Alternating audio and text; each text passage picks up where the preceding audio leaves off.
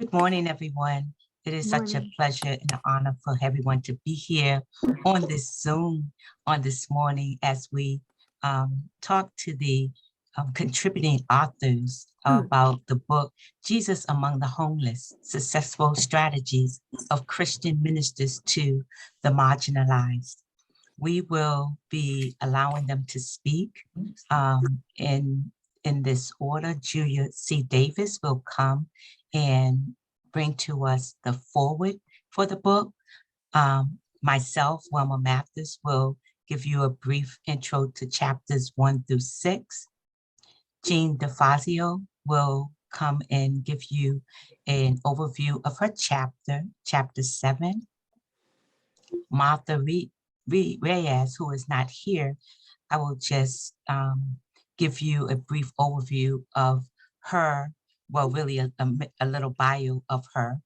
And then we'll have Olga Solar to allow you to hear the afterword to the book. Then I, Wilma, will come back with chapter 9 and tell you a little bit about that. And we have a few endorsers, but only one is on this line on today, which we're grateful for her, which is Sarah Mitchell, who will provide you with her piece of the endorsement. So that is the outline for this evening. I pray that each one of you enjoy. So we will now hear from Julia. Well, good morning, good afternoon, whatever part of the world you are. Okay. I am Julia Davis, and I'm very happy to be a part of this book. And I wanted just to share a little bit about my appreciation to Wilma for having written this book and for her diligence to care about homeless, especially homeless women.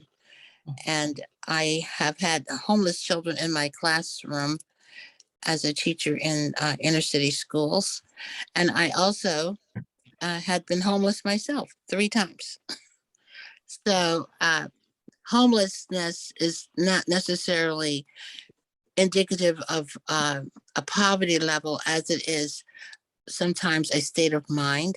And journaling, as Wilma has so very well put forward, to write down your ideas, to think about yourself and your relationship to others and your relationship to God, how he doesn't want to leave us in state of hopelessness, but a state of encouragement and faithfulness. My own situation in homelessness was that we were unfairly removed from our living arrangements. We were fully paid up in rent.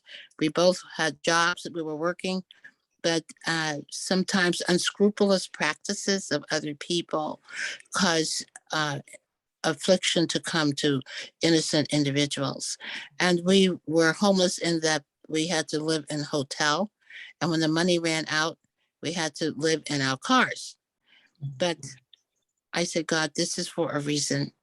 And I'm not angry with you, but I know you're helping me to appreciate other people's circumstances. And it did.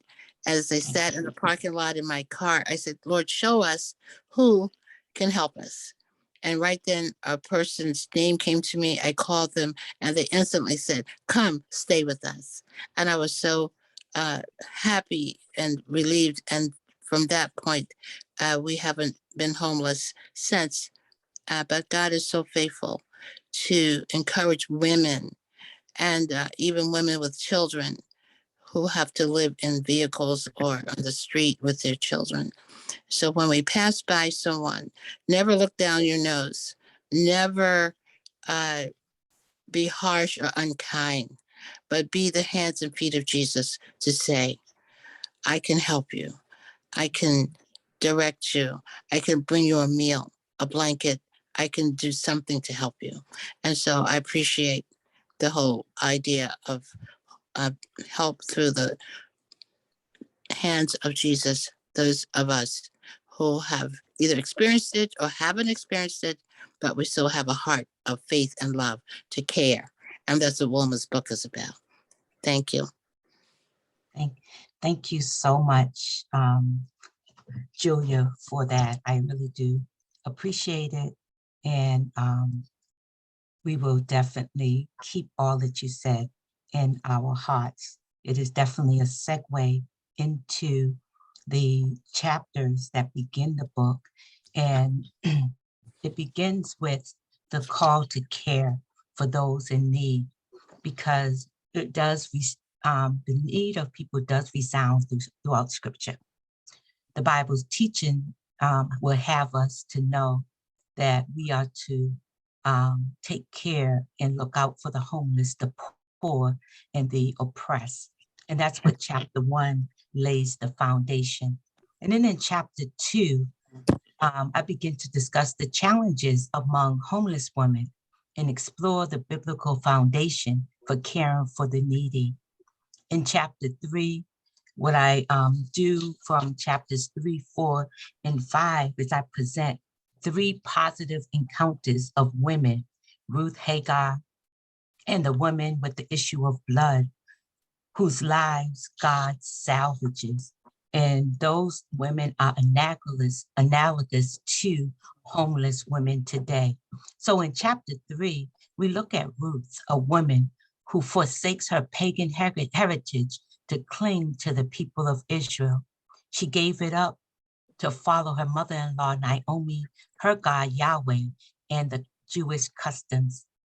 Ruth had no social status and economic means to survive, making her situation analogous to homeless women of today. And then in chapter 4, we move and we explore Hagar in the book of Genesis and how she is representative of an outcast. As many homeless women in today's society are also regarded. Hagar's encounter with God in the desert brought her to a place of knowing God as the one who sees and hears her affliction. The responsibility of the church to homeless women should also be attentive to seeing and hearing the cries of homeless women. And then in chapter 5, we look at the ministry of Jesus the Christ in the Gospel of Luke, who addresses the homeless and those who were rejected from society. The sick and disabled were often alienated, outcast, and marginalized. This is how the hemorrhaging woman is viewed in this text. However, Jesus heals the woman of her blood issue and gives her a sense of dignity. The chapter concludes that Christ's ministry today is to do as he did and preach the gospel to the poor and homeless women. Isaiah lets us know that we are to bring good news to the poor, and that we are to set at liberty those who are oppressed. And that's what Luke allows us to know. Chapter 6 will follow with what we have learned from this whole study and research on homeless women living in shelters. Then in chapter 7, I will explain how the Christian community is an effective strategy to help the homeless that we have to encounter in this day and time. So that's pretty much, I don't want to get into so much detail, but that gives us an overview from chapters 1 through 6. And now Jean DeFazio will come with her chapter in chapter 7. Thank you so much, Dr. Mathis and Sarah and Julia and Olga for taking time out of very busy schedules to be here today. This is a subject that is personal to me. Julia, thank the Lord, took me in one day when I had nowhere else to live. And when I hear what she has to say, it really touches my heart. I don't want to get emotional, but you have that feeling, when you just don't have a place to live. I wasn't out on the streets. You think you're crying out to God, as Julia did. And so it's personal to me from that point of view. And then I did describe in my chapter, because I want to go on to how we developed Christian community that brought the homeless into community with and broke the isolation and cultural barriers and the stigma. So I'm going to read some of this because I don't want to leave anything out.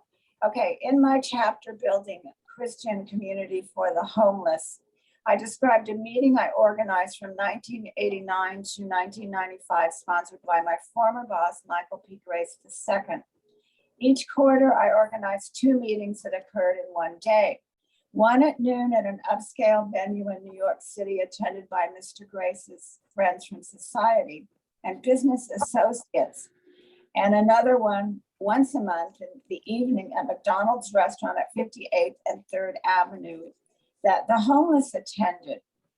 A wonderful videographer named Oscar Marquez taped the McDonald's meetings. Mr. Grace sent the tapes to his peers so they could see what the meetings were like. Out of curiosity, as time went on, those who attended the noon luncheon each quarter often attended the McDonald's monthly evening meeting. An unusual cultural mix developed that provided community for the homeless who are often isolated. The regular attendees bonded, and there was a peaceful atmosphere as we ate burgers and fries and sang hymns and prayed together. As Mother Teresa said, we have peace when we realize we belong to each other. And that was part of what started to happen. Those privileged people were coming into the meeting, not looking down their nose at these people, but realizing that there are 6 degrees of separation. So one night, this was, I don't know, I think, maybe in the early 90s, a homeless disabled veteran, we had several who attended, who always had a kind word for everyone, was noticeably absent. A woman asked me if I knew his family so that the city of New York could let them know he died. She said she had watched the videos. I don't know. I look back, and I don't mean to get overly emotional, but it's really touching me. She said she had watched the videos Mr. Grace sent her and saw we talked to each other and thought I might know something about him. I knew he was a veteran suffering from combat injuries and PTSD, but nothing more. And everyone was sad he was gone because he was like an angel among us. I'm sorry, I didn't really mean to get, carried away. It's okay. He made everyone feel special and loved. In her book, Realistically Ever After, Christina Ferrar cited a quote in her acknowledgments that I never forgot. We are all angels with one wing. In order to fly, we must embrace each other. I wrote this chapter to encourage others to reach out to the homeless, because when we gathered at McDonald's, our spirits soared as we worshiped and prayed together and felt God wrap his everlasting arms of love around us. And that was what was happening. It was just an amazing thing that occurred. And as Reverend Christy Lynn Denham explains, our call is always to serve the marginalized, whether they be poor, old, or mentally weak. If we are honest, we are there to heal ourselves by serving others. Mother Teresa told me something I never forgot. She said, when you help those who have nothing and no one wants anything to do with, God gives you back more than you give. And I look back on this time, it transformed my life. And I recommend to anyone, if you have the opportunity to reach out to the homeless, you will get back so much more than you give. God bless you. Thank you so much, Jean. And that was so heartfelt, the way you expressed that. And it brings back so many memories of, I believe each of us on this line has either experienced it or been close to someone that has experienced it. And even myself, I have put in a book that I too was just one step away from homelessness. And I thank God for it. And I thank God for a heart to go out and reach to those that can't take care of themselves. So I'm so grateful for you and for each of you that is here, that you would have this same heart that would we would extend, we'd be the arms of Jesus that will reach out to those who are less fortunate. And you said it right on, that when we give to others, there's just no way God won't turn around and give back to us because that's just what he does. So I am so grateful and indebted to each of you. And the next one is Martha Reyes, who is not here. And her chapter is on chapter 8. And this, I'm going to just put a clipping of Martha here. I'm just going to share the screen just so that everyone gets a chance to see who she is.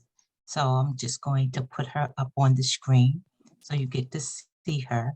And then I'm going to read her bio and let you know that her chapter in chapter 8 describes ways to help street children adapt to a healthy life. We know it's just not the women that are experiencing homelessness, but we find also that their children also are experiencing it along with them, those who have their children and even those who don't have their children.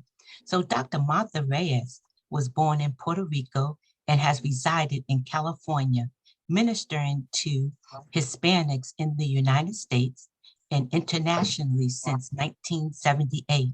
She has traveled to more than 22 Latin American countries and many parts of Europe and the Middle East, giving concerts and retreats on healing and participating as a guest speaker in national and international conventions on healing and restoration. From 1992 until the year 2000, Martha organized the acclaimed Hosanna multi-festivals, conventions, international events with representatives from 30 countries in music, theater, and arts that was held annually in Mexico, Florida, and Israel. We thank God for Martha and her contribution to this book. I believe when you read her chapter, you will be inspired to help the homeless women, but also the children who also suffer in that situation as well.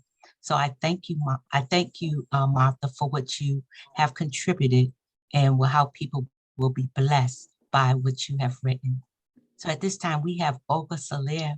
I love Olga and all that she has done, and she's inspired me down throughout the years. So I want to present to you Olga Soler, who is the one that graciously accepted doing the afterword on this book.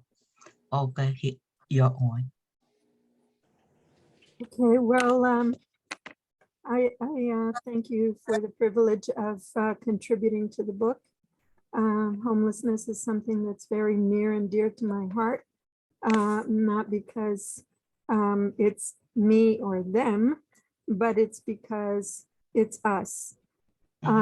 We, you know, a lot of us in this country don't realize how close we are to homelessness.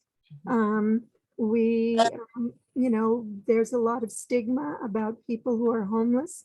You know, a lot of questions about the poor, and you know, a lot of people feel that there are some poor that deserve and some poor that don't. They really don't realize that many of the poor are hardworking, and you know, after working with them for over 20 years and being among them myself, I think I know a little bit about the fact that the poor, it's very difficult to be poor. It's very expensive to be poor. I cite the story of the widow and the mites in my passage, and Jesus noticed the people at the temple and how they were all giving, you know, abundantly to the temple, and everybody was oohing and eyeing about how people were donating. And Jesus didn't notice any of those people donating, but he did notice the poor widow who gave her 2 mites, 2 pennies or quarter pennies, as it were. And he noticed her because she was giving all she had. And this is the case with many poor. You know, Jesus obviously knew the math. If she had nothing and she was giving it all, then she was giving much more than what the wealthy were giving. And so we see that poor people, when they have to pay a great deal of their income into rent or medical expenses or necessities, they don't have a whole lot left over. And so, you know, Jesus himself said, we'll have the poor with us always, and not because it's a good idea to have poor, but because there is always going to be selfishness. So we have to be, as the church, we have to be countercultural, and we have to think out of the box in ways to help them, but also remember that we're not that far away from them. Okay, we are, you know, in fact, ask yourself, what would it take to become homeless for you? I know I've been homeless several times as a 14-year-old, or I'm sorry, 16-year-old. My brother was 14. When my mother was considered unfit, the state of New York didn't have foster parents available for us. So they told us basically, you can't live with your mother and you have to get out of the apartment because she's not fit. And so we were, you know, what are we going to do? We're not even, you know, we're not even of age. Well, we survived, but it wasn't easy. And part of that survival had to do with being homeless. But anyway, if you think about it, you know, if you got really sick and you couldn't pay your bills, and you ended up not being able to pay your rent, and then all of a sudden, and the rents are going up and up. Haven't you noticed how the rents are going up and up and up in this country? Because there is no ceiling. Nobody's saying you can't raise the rents. And there's also something terrible called gentrification. Gentrification is where landlords are saying, I want to make more money out of my property. So I'm going to raise the rent. I'm going to raise it. I'm going to double it. And so the people who live there can't stay there anymore and they have to move on. And then, you know, wealthy people can come and take their places. This is becoming rampant in the United States. And so, you know, with these dynamics in place, if you get really sick and can't pay your bills, I've read many professional articles by people who have lost their place to live simply because of gentrification or of other causes. So, you know, we're dealing with a lot here, but we as the church or as the pre-homeless, we need to be getting some strategies for how we can take care of each other. One way is stick together, help each other. Okay, another way is I've seen churches in Rhode Island and in Massachusetts that have opened their church buildings to homeless people. They have several rooms where they designate these places for people who are homeless and who need to go and stay for a night or for 2 nights or whatever, and then they find resources for them. I've seen a church in Connecticut that has opened up a whole center for homeless, and they go in there and they can spend the day, they can talk to people about Jesus, and they can go and find resources to help them. I mean, there are just so many things that we could be doing. But the point is, we can't delay because these things are going to become necessities more and more. And we really need to be about our Father's business. If you look at the scripture from Genesis to Revelation, there are many, many things that many places where we are told to take care of the poor. If you really trace the background of why Israel was exiled, you will find that part of that was that they did not keep the 7th-year Sabbath, Yeah. which was an arrangement to take care of the poor Yes. and not allow them to, so that there wouldn't be any poverty in Israel. But they didn't do that. They were idolizing things, including money, and they didn't take care of the poor. So the father said, okay, you're going to Babylon and you're going to, you're going to be the immigrant and you're going to be the one that is not welcome. And you're going to be the poor person and you're going to be the one that's in trouble. And then you're going to see what it's like. And we need to realize that God isn't fooling around with taking care of the poor.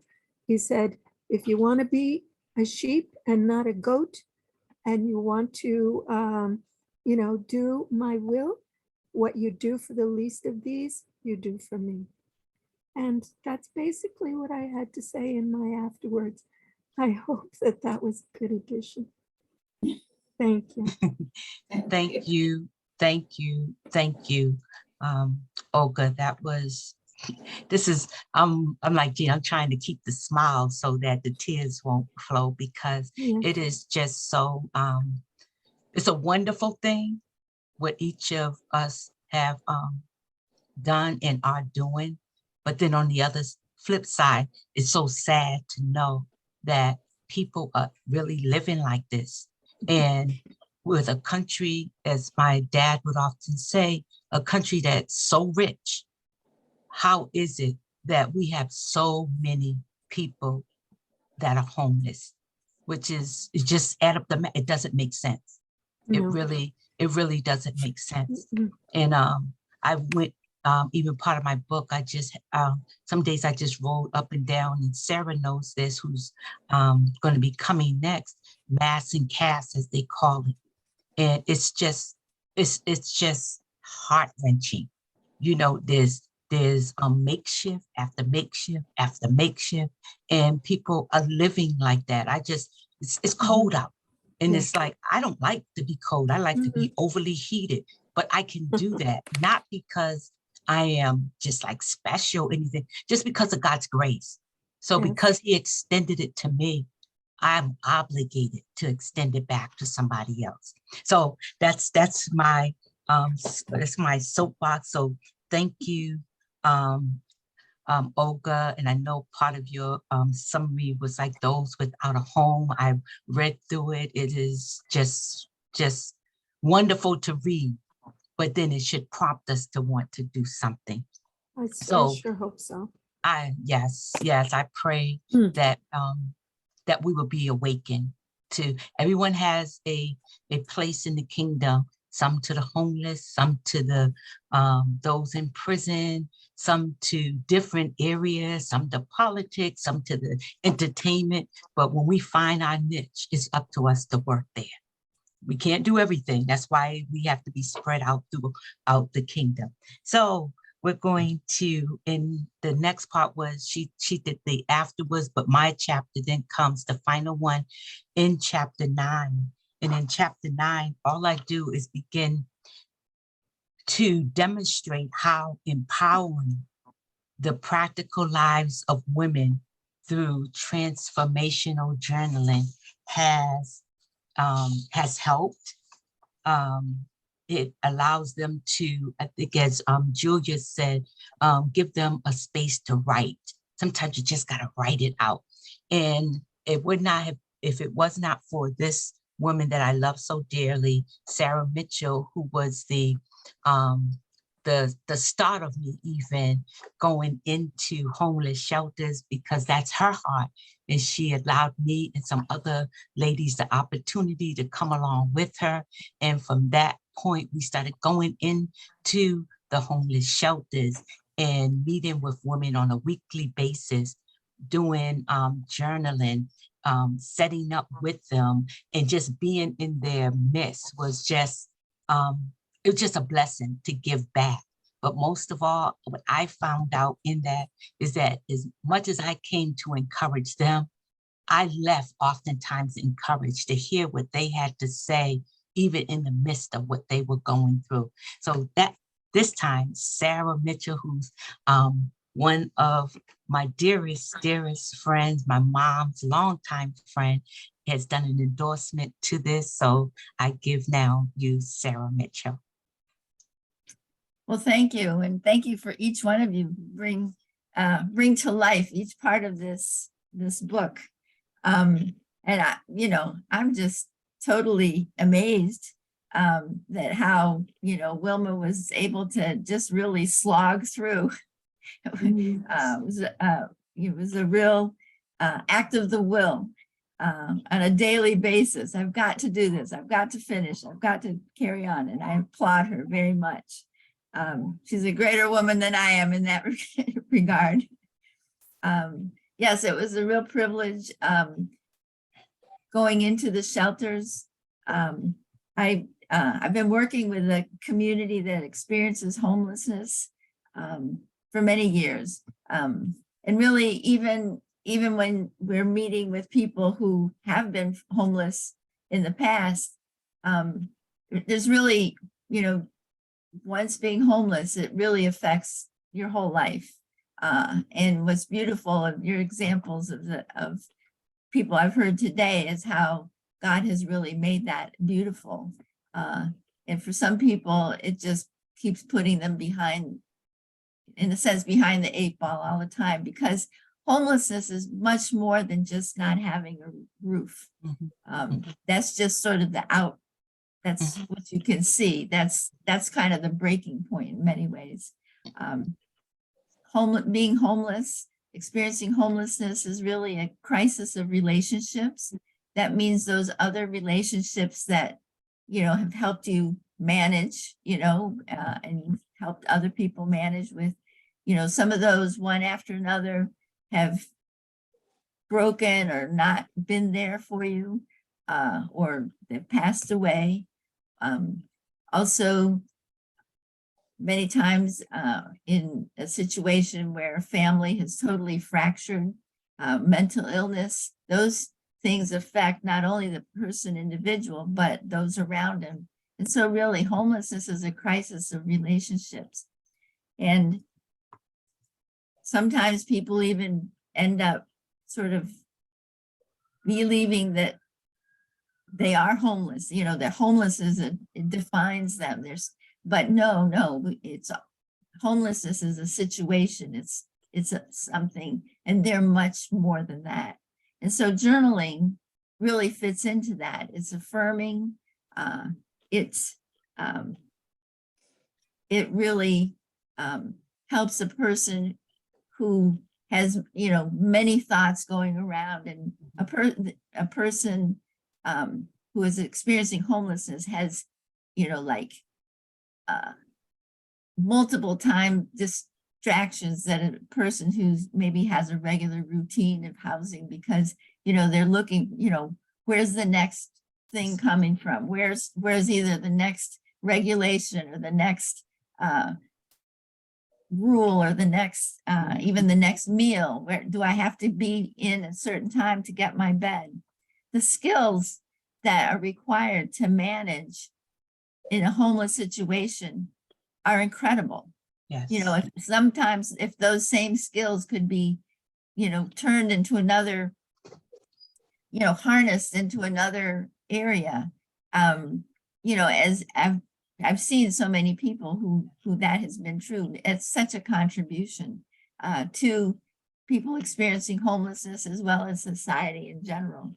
And so I really applaud the experiences that both of you, all three of you, have actually turned into something. And it's because of the relationship with God that has really turned that. As it says, you know, the years of weeping have been turned to joy. And also, it has made such an impact that you can weep with those who are experiencing homelessness in a way, and you can not only weep, but you can reach out and help in a way that is just even more powerful. So just as in the biblical examples, journaling helps a person be seen, like Hagar. Journaling helps the woman who had the issue of blood, where Jesus says, you know, woman or daughter, in a sense, you know, he welcomes her into society, because with the issue, she was sort of moved out, but he welcomes her in. Journaling welcomes a group of women into a family, into a, you know, a chosen family, for even if it's for those moments. Journaling helps crystallize what they're thinking, helps them, helps us look for goals. I'm currently a chaplain, and actually it was something that was in my mind for many years. And in one of our journaling sessions, it came up again. And it was actually in one of those sessions that I decided, okay, I'm going to do this. So I had two goals. One was to become a chaplain, and the other was to take a sabbatical. And I credit that particular experience to actually helping me. And I believe that other people that have been in our groups have really been able to sort of pinpoint and really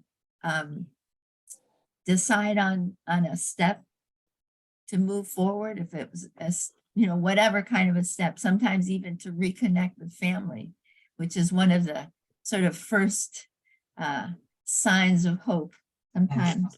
So yeah, I just really appreciate the time that Wilma Fay and the other women spent doing the journaling, and I am once again doing journaling. And it's just so incredible. I had two people that were like on the total extremes. It seems like, so the prompt was, I would like more blank in my life this year.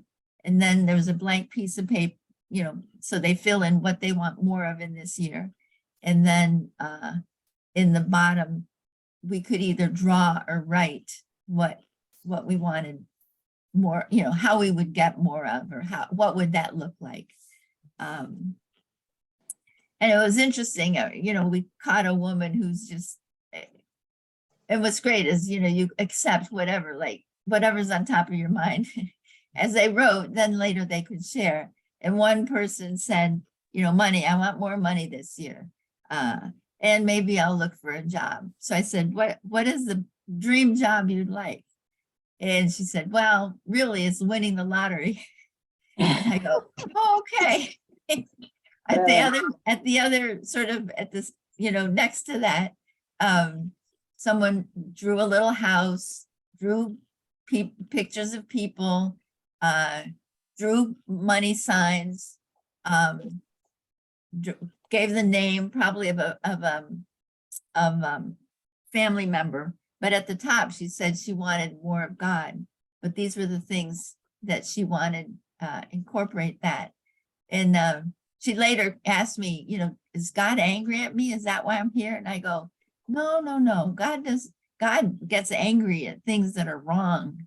But no, he's, you know, he always has his welcome arms. And I was just thinking, you know, what a privilege it was to be able to be a person that was assuring her of God's love at that particular moment. Who knows what it'll be next week, but you know, every time we can affirm the women, affirm God's love is building the kingdom. It'll build the kingdom. Yes. So I'm just happy for this. And I really pray that the right people at the right time will not only read it, but get moved to move forward on that. Yes. So again, I thank you all for being involved in this really amazing piece of work. Thank you so very much, Sarah.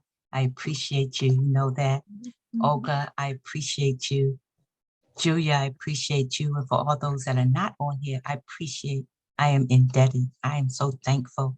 And most of all, Jean, I appreciate you. I'm telling you, Jean didn't just keep, everyone knows Jean. She doesn't stop. She's just like, come on. We got to do this. We got to do this. We got to be like, oh my goodness, I don't know how I'm going to do all of this. But realistically, at the time, I'm just like overwhelmed. But all of her pushing, I know it's out of love. So I've just stopped saying no. It doesn't do any good. So great. All of you are so great, really. I can't thank you enough. But and thank you, Jean. I'm going to actually allow Jean to have closing words and to pray. But I know some got on and said they never saw the cover. So I just want to show that real quick. cover, yeah, definitely show the cover. Can you see it? Yeah. Nice. Okay, so that's the cover of the book. So I just wanted you all to be able to see it, just the endorsements. So that's it. It's actually, when I got on, I told Olga, I said, oh my goodness, when I saw that, my heart leaped. It's like, it's really coming real. It's like, oh my goodness. Yeah. So that's it. So just wanted you all to be able to see it. So thank you so much. I can't thank you enough. So we're going to just take down from here. We didn't want to hold you that long on a Saturday. You have much to do. So Jean, if you just have whatever closing words you have and Yes. pray, we'll be on our way. You all have a blessed Saturday, a blessed weekend, and we will come again soon. Thank You you, too. and God bless each of you. I want to say the Aaronic blessing, Numbers 6:23-26. Thus you may be blessed, the people of Israel. You say to them, the Lord bless you and keep you. The Lord make his face to shine on you and be gracious to you. The Lord lift up his countenance upon you and give you peace. Shalom. Amen. Peace be Shalom. with you. Shalom. Amen. God bless you all. Bye-bye. Bye-bye. Bye-bye. Shalom.